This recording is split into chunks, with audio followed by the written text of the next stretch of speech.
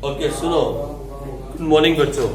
हम बहुत important chapter पे हैं जिसका नाम है कंज्यूमर इक्विलिब्रियम। इस चैप्टर को धीरे धीरे पढ़ना है क्योंकि ये चैप्टर आगे भी आपके पास बीकॉम के अंदर, बीकॉम फर्स्ट ईयर के अंदर फिर से आएगा, बीकॉम सेकेंड ईयर में भी आएगा और बीकॉम फाइनल में भी आएगा। जो बच्चे बीए पढ़ेंगे उनको भी तीनों साल आएगा। ये चैप्टर आपका पीछा फाइनल ईयर तक नहीं छोड़ेगा, कंज्यूमर इक्विलिब्रियम, क्योंकि डिमांड और सप्लाई ही इकोनॉमिक्स की स्टडी है और डिमांड कंज्यूमर करता है और कंज्यूमर कब सेटिस्फाई होता है ये पढ़ना बहुत जरूरी है। In case of consumer equilibrium हम पढ़ रहे हैं, इसी को पढ़ रहे हैं, इसीलिए धीरे धीरे एक एक टॉपिक को दिमाग लगा के पढ़ना जरूरी है। जो अभी तक हमने पढ़ लिया वो था meaning of consumer, meaning of equilibrium and then meaning of utility. अब हम थे टाइप्स ऑफ यूटिलिटी के ऊपर और मैंने आपसे कहा था there are two types of utility, total and marginal. और टोटल और मार्जिनल में क्या फर्क है मैंने आपको समझाया था। टोटल यूटिलिटी का मतलब जितना टोटल हमें मिला एग्रीगेट, और मार्जिनल का मतलब हर एक और खाने से, with every one more pizza. यानी जब पहला पिज्जा खाया तो 4, दूसरा खाया तो टोटल मिला 7, लेकिन उस पिज्जा से कितना मिला दूसरे वाले पिज्जा से 3। तीसरा खाया तो टोटल मिला 9, लेकिन तीसरे पिज्जे से कितनी मिली 2।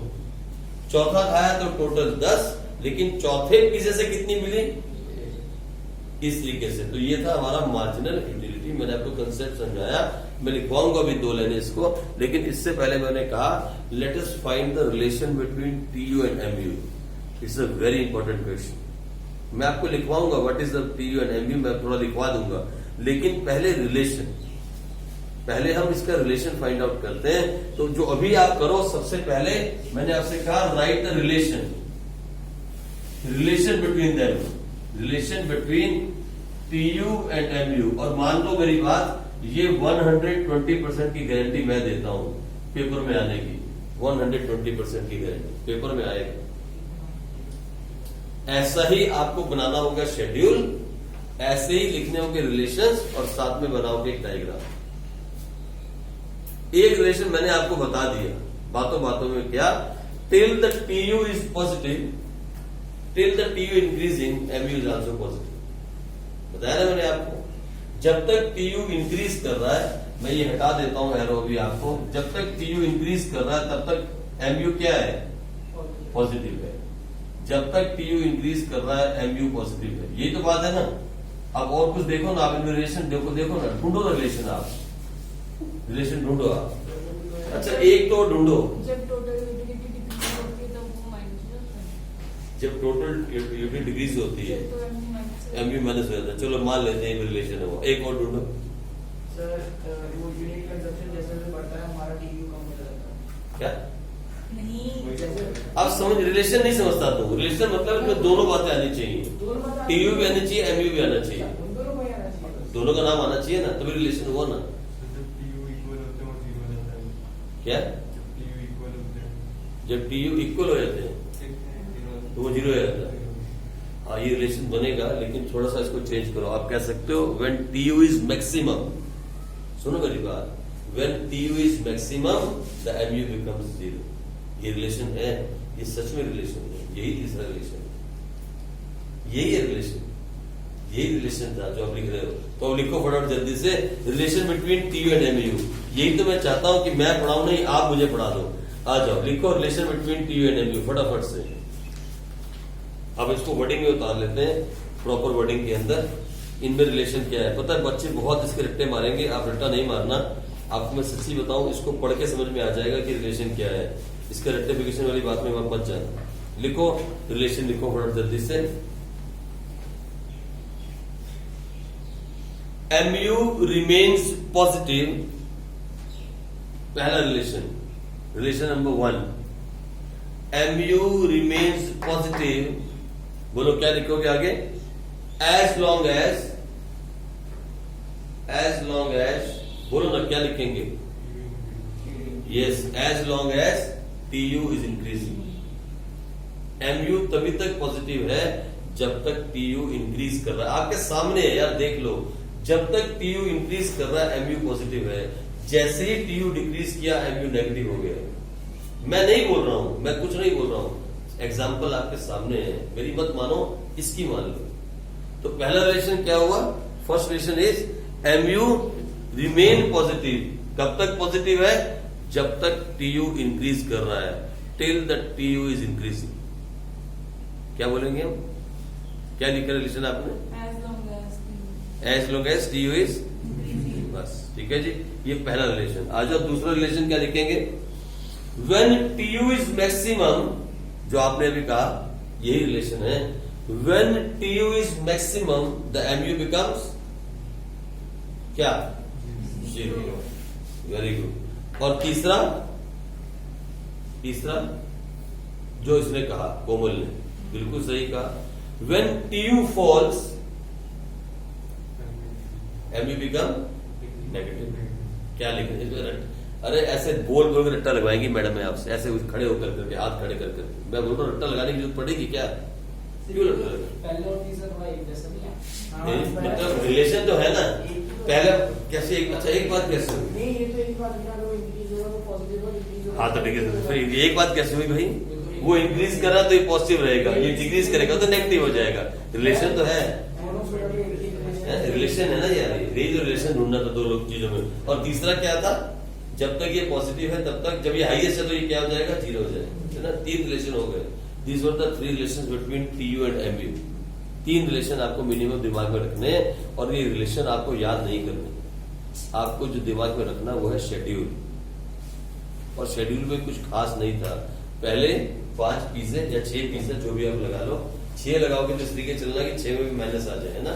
6 पीसे, और फिर टीयू बढ़ती हुई 5वें पीसे तक, और एमयू तो अपने आप निकल जाएगा। इसको दिमाग में नहीं रखना हो, ये तो ऑटोमेटिक निकल जाता है, मालूम है ना, तो माइनस करके निकाला है।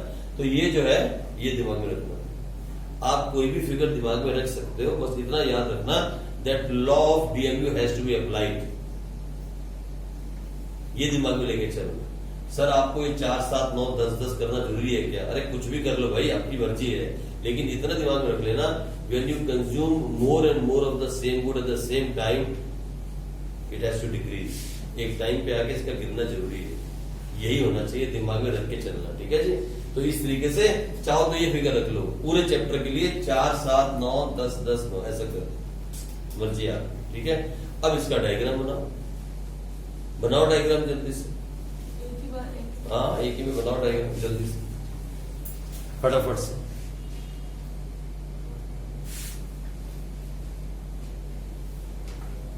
मालूम है कैसे बनाओगे डायग्राम? है क्या? किसने कहा नहीं? अभी इतना बड़ा चैप्टर करके ना, फिर यार ऐसे मत, ऐसे आप नहीं कह सकते हो। ये देखो,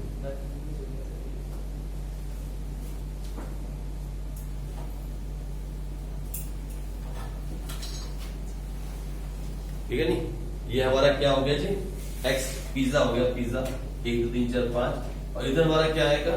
टीयू और एमयू। लेकिन नेगेटिव में भी एक ख्याल रखना,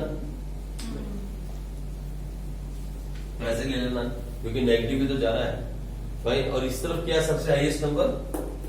10।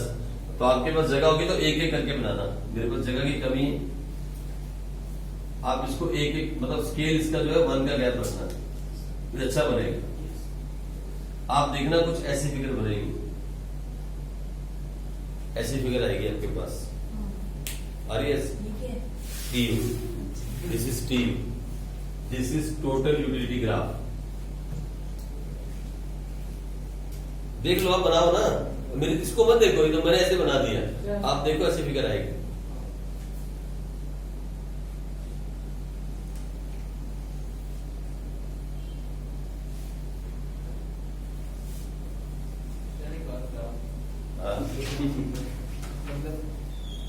ऐसी कुछ भी है? कैसे पॉइंट करते हैं हम, ये बताओ। मतलब 1 पे TU हमने 4 होगा। सर ये कैसे करना है? 2 पे कैसे ऐसे और बनेगा। 3 कैसे नहीं आएगा? सर, मतलब कि दोनों कैसे मार्क करेंगे? एक ही इस पे लाइन। इस पे 7 और 3 कैसे सर? मुझे लग रहा है जो TU का ऐसे होगा। आप बनाओ तो एक तो बनाओ, चलो टीयू तो बनाओ, छोड़ो इसको, ये टीयू बना लो पहले। TU ना है। अब बनाओ टीयू। अगर ऐसा दुख लग रहा है ना आपको, ऐसे नहीं बनता है, आप ऐसे नहीं हो रहा आपसे, तो टीयू बना दो। टीयू तो बन जाएगा आपसे। अच्छा मेरा टीयू बना लो, पहले टीयू बनाओ, फिर बताता हूँ क्या करोगे आप। पहले टीयू बना लो, आप क्यों कंफ्यूज हो रहे हो? लो मैंने कर दिया कंफ्यूज। वाह वाह, आगे बना दिया सर। बना दिया, सर बन गया। बना दिया, टीयू बन गया। TU Yes, sir. उसके ठीक नीचे एमयू बना दो, ऐसे नीचे अलग ग्राफ, अलग अलग से। अलग से नीचे अलग से बना दो एमयू। अब तो बन जाएगा ना, अब बन जाएगा एमयू की नहीं बनेगा? बस बस फिर बात क्या है, लो और ये माइनस में ले जाओ, इसके ठीक नीचे एमयू बना दो। बिल्कुल ठीक नीचे आना चाहिए, क्योंकि रिलेशन दिखाना है मुझे ग्राफ के अंदर। बिल्कुल ठीक नीचे होना चाहिए, एक्जैक्टली नीचे, और एक्जैक्टली सेम स्केल होना चाहिए आपका, स्केल में डिफरेंस नहीं आना चाहिए। बताओ टीयू देखा, टीयू कैसा है? आया ना टीयू ऐसे? मैंने पहले बोला टीयू ऐसा है, आया? ऐसे बने, ऐसा ही बनेगा, बिल्कुल सही बना रहे हो। और इसके ठीक नीचे बनाओ एमयू, एमयू बनाओ। एमयू बनेगा नेगेटिव में जाता हुआ ऐसे स्लोप के अंदर, ऐसे बनेगा एमयू। हाँ सर, नीचे कुछ आ रहा है। बनाओ बनाओ बनाओ, मैं बताता हूँ। अरे भाई बनाओ, रिलेशन बताना जरूरी है। There is a relation between them which I have to tell you. जो आपने रिलेशन लिखे ना 3, उनमें से रिलेशन बताने जरूरी है। आप खुद देखोगे जहां ये टीयू मैक्सिमम हो रहा है ना, मैक्सिमम वहां पे 0 ऐसे आएगा 5 के ऊपर। जब मैक्सिमम है ना, मैक्सिमम वहां इस पे गिरेगा ये। और फिर जब ये फॉलिंग स्टार्ट होगी, जहां ये गिरेगा तो ये नेगेटिव चला जाएगा। आप देखोगे रिलेशन, खुद लिखोगे आप। हो रहा है कुछ ऐसा? बन गया एमयू, बन रहा है।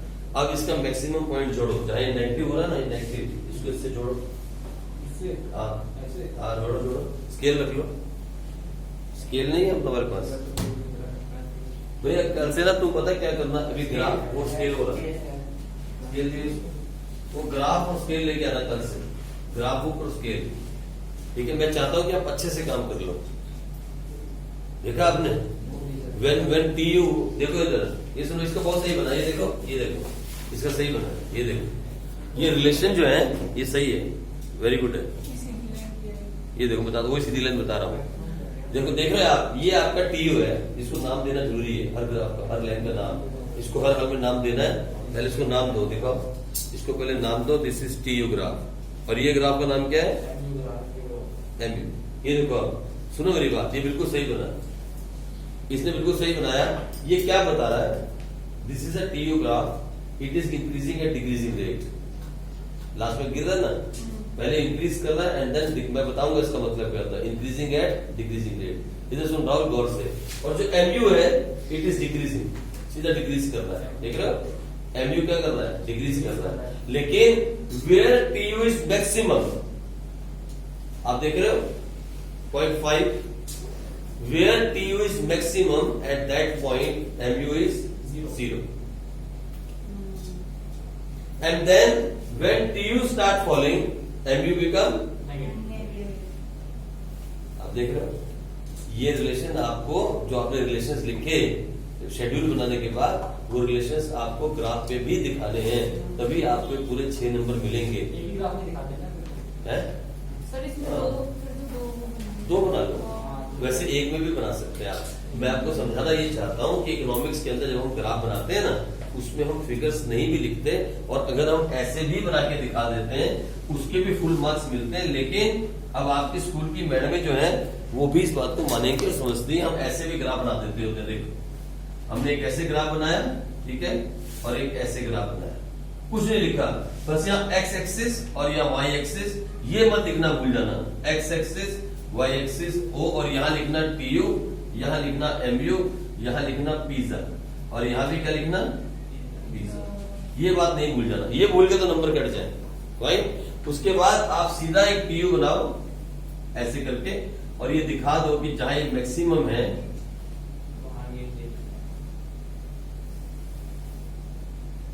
इसको एमयू नाम देना, इसको टीयू नाम देना। मतलब ये बताना ये चाहता है, ये ग्राफ ये दिखा रहा है, where TU is maximum MU becomes 0। And when TU start decreasing MU becomes negative. ये जो ग्राफ बना रखा है, सॉरी, ये जो ग्राफ बना रखा है पंकज ने बिल्कुल सही बनाया।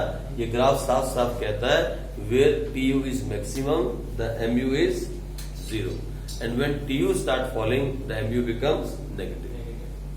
ऑटोमेटिकली बन जाएगा, मैं नहीं बनवा रहा हूं, मैंने इससे नहीं बनवाया ना। ऑटोमेटिकली आप जब अच्छे से बनाओगे, ये तो भी इसने रफ हैंड से बनाया, लेकिन जब आप इसको अच्छे से ग्राफ पेपर में बनाओगे तो बहुत अच्छा डायग्राम बनेगा। आपको क्लियर बात समझ में आएगा, बिल्कुल क्लियर एकदम दिखेगा आपको। जो रिलेशन आपने लिखे थे, 3 रिलेशन लिखे थे आपने, 3 रिलेशन, 6 नंबर की तैयारी हो रही है आपकी, ये 6 मार्क्स की 3 रिलेशन। क्या लिखा आपने? पहले बनाओगे आप सबसे पहले नंबर 1 स्टेप के अंदर क्या बनाओगे? शेड्यूल। सबसे पहले स्टेप में क्या बनाओगे? शेड्यूल। फिर उसके बाद क्या लिखोगे? रिलेशंस। और फिर क्या बनाओगे? इसका क्वेश्चन कैसे आएगा? Write the relation between TU and MU, 4 marks to 6 marks. वो सिर्फ रिलेशन पूछेगी, वो नहीं बोलेगी डायग्राम। लेकिन अगर डायग्राम नहीं बना तो 2 नंबर काट देगी। बहुत समझदार होती है मैडम, क्योंकि आप 11th क्लास के बच्चे हो, पहली क्लास के नहीं हो, है ना। रिलेशन किसी चीज के बताने हैं तो डायग्राम बताना पड़ेगा। इकोनॉमिक्स के अंदर डायग्राम से ही रिलेशन बताए जाते हैं। पूरे रिलेशन जितने आप पढ़ोगे, पूरे इकोनॉमिक्स के अंदर आप 67 रिलेशंस पढ़ोगे। पूरी मैक्रो इकोनॉमिक्स में टोटल 67 रिलेशंस आप पढ़ने वाले हो। सभी रिलेशंस को डायग्राम के साथ ही बताया जाता है। और मैडम इन रिलेशंस को अलग से लिखवा के रट्टा लगवाती है। मैं बोलता हूँ काय का रट्टा बताओ, काय का रट्टा।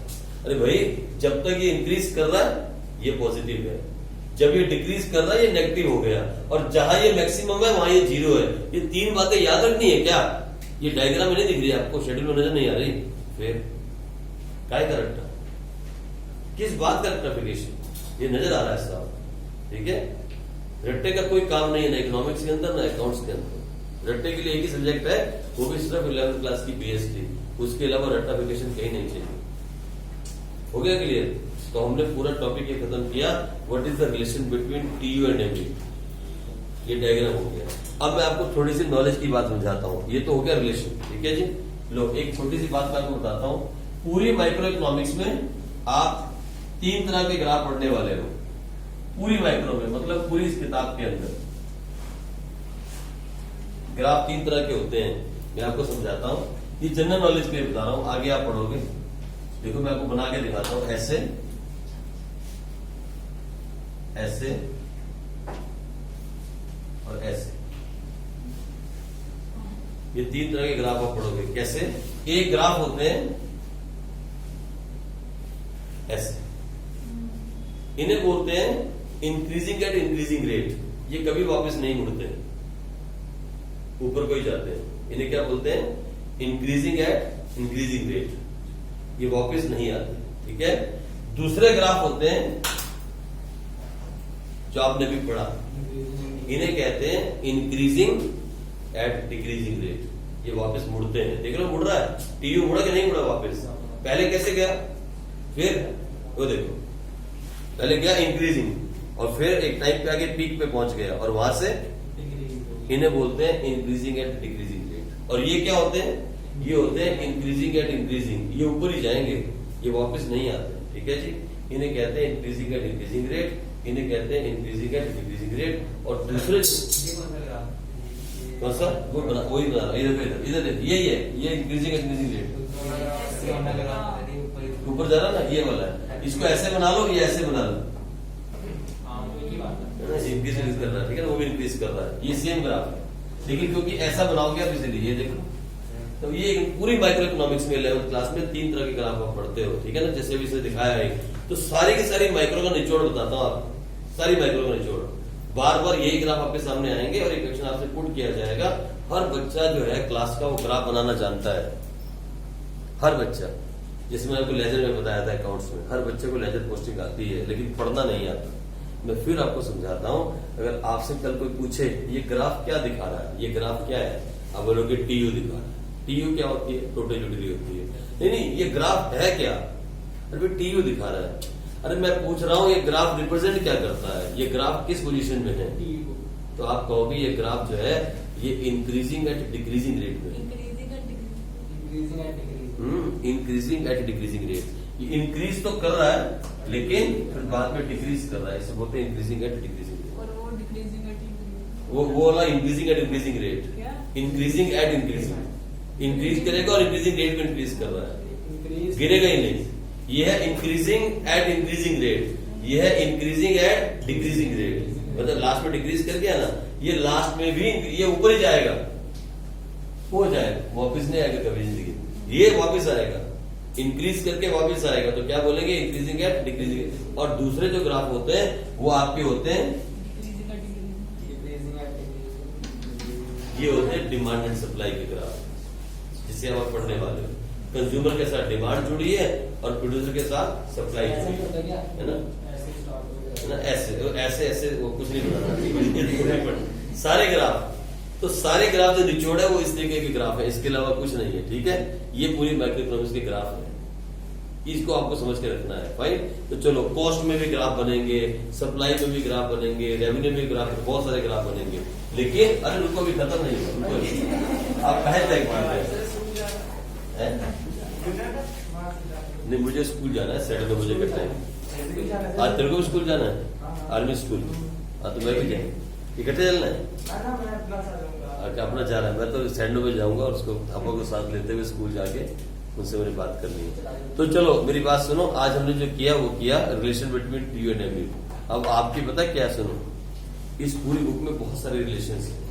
तो एक पतली बुक पकड़ो 20 रुपए की, 20 रुपीज की नोटबुक ले लो। यहां तो आपने बना दिया फाइनल नोट्स के अंदर एक बुक बनाओ, अलग से नोटबुक बनाओ, जिसका नाम दो रिलेशंस ऑफ माइक्रो इकोनॉमिक्स, ठीक है।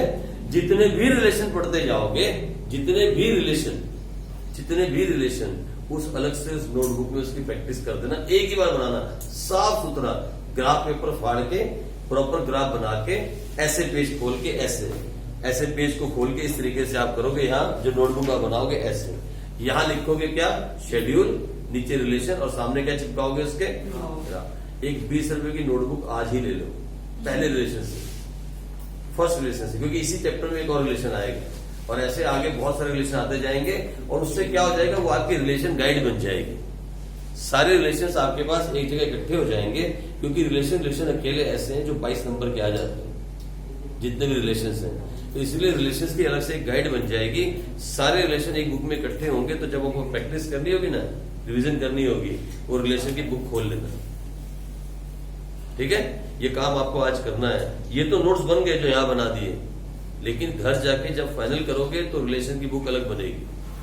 कल जब आओगे तो लेके आना, ठीक है। आते हुए जब कल आओगे तो बुक साथ लाना, 20 रुपए की एक नोटबुक ले लो या रजिस्टर ले लो, पतला सा रजिस्टर, और साथ में एक ग्राफ की बुक, ग्राफ पे बना के चिपकाना, ताकि लगे हाँ प्रोफेशनल काम किया है। वो टुच्चे वाले ट्यूशन सेंटर वाला काम नहीं करना, अच्छा वाला काम करेंगे, है ना। चलो ठीक है जी, कल मिलेंगे, ओके।